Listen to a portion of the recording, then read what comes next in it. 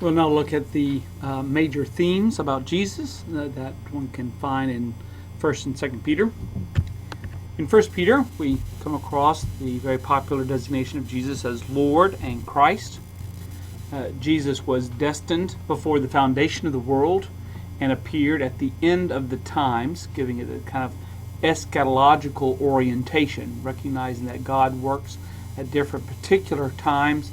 And now during this time, the end of this present age, Jesus has appeared prior to the coming age. But Jesus was also present in spirit with the prophets. And as the prophets foresaw the coming of Christ and predicted the coming of Christ and prophesied about his coming, the Spirit of Christ was with those prophets. Christ suffered for Christians and he committed no sin while suffering. That's an important theme in 1 Peter because Peter wants to encourage Christians to also suffer and not to commit any sins while they suffer as Christians. Christians also know that by the very wounds that Jesus received, Christians are healed by those wounds. We are healed by his suffering. There is an effect upon our salvation, our standing with God through the suffering of Christ. So suffering has an important benefit in the whole kind of divine economy. Christ bore sins in his body on the tree. Tree is in quotes because what Peter is referring to is the cross. He refers to the cross as a tree, not just because the cross is made out of wood, but more likely because the word tree symbolically might carry the idea of one who is hung on a tree is cursed, and that there's a kind of a cursing upon them.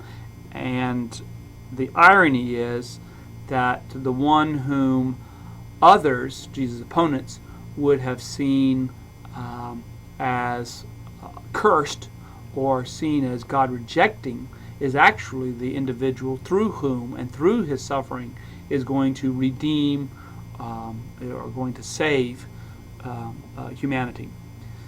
But he bears sins in his body, on his body, so that followers might live to righteousness and be brought to God. Jesus is raised from the dead and is glorified, and he is sitting at God's right hand. Jesus is the living stone who has been rejected by humans, by his opponents, and nevertheless he has become the cornerstone that will make some humans stumble. In other words, as individuals seek to find truth and then end up rejecting that truth as found in Jesus, they stumble, they fall in obtaining truth and understanding God because they will not accept Christ. So Christ is the cornerstone, as it were, of the new temple, of a new household of God, and that household being those who made up of Christians. Christians offer spiritual sacrifices to God through Jesus. Jesus is the chief shepherd who will be revealed in the future.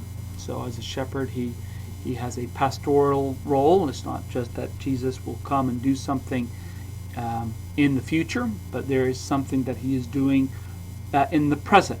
That seems to be a very important part of the story for Peter, that Jesus has not left his followers, that he is still present with them and is still watching out over them. But he will also be revealed in the future, certainly be revealed as judge, and be revealed as Lord. In the story in in 2 Peter, again, Jesus is the Christ, he is Lord and Savior. But one has to read 2 Peter very carefully because in a number of places it looks as if Peter may be talking about God and he'll be using the word Lord. So again, it's not always clear whether or not Lord is a reference to God or if Lord is a reference to Jesus. Jesus was told that he was God's Son on the Mount of Transfiguration. So this reference in 2 Peter 1, 17 and 18, very interesting. It recalling an episode that we only find in the Gospels. So here's a very interesting little tidbit. In the letters outside the Gospels, we would know something about a revelation of Jesus' identity as God's Son on a mountain. It doesn't specify where the mountain is, just it's a holy mountain. Of course, the Gospels give a little bit more indication about the location where Jesus is when this takes place. It is interesting that Peter chose not to mention that Jesus was revealed God's Son at his baptism, but probably he is noted as being revealed as God's Son on the Mount of Transfiguration because Peter was present at that time. And so that made a significant difference because Peter could be an eyewitness, whereas he was not an eyewitness necessarily to Jesus' baptism. He was to Jesus' transfiguration. Jesus will return when people do not expect him. He will come in like a thief in the night. And faithful Christians will enter into Jesus' kingdom. He has a kingdom. And so those who are faithful, those who abstain from immorality, they will be able to enter into Jesus' kingdom. And finally, we have another book, another New Testament book, that might be calling Jesus God.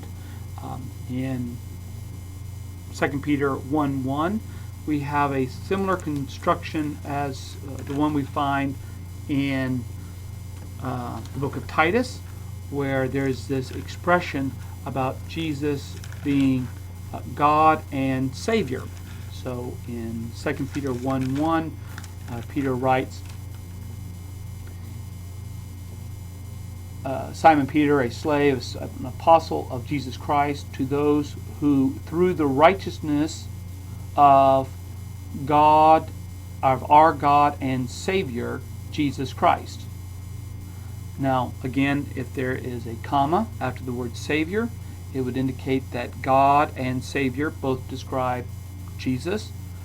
If we don't have a comma there, it could be the righteousness of our God and through the Savior, our Savior, Jesus Christ. Again, just there's a possibility that 2 Peter is describing Jesus as God, and probably the same reasons for accepting that designation in Titus would also probably apply to the designation here. So a brief little introduction then to some of the story about Jesus, some of the major themes about Jesus that we find in 1st and 2nd Peter.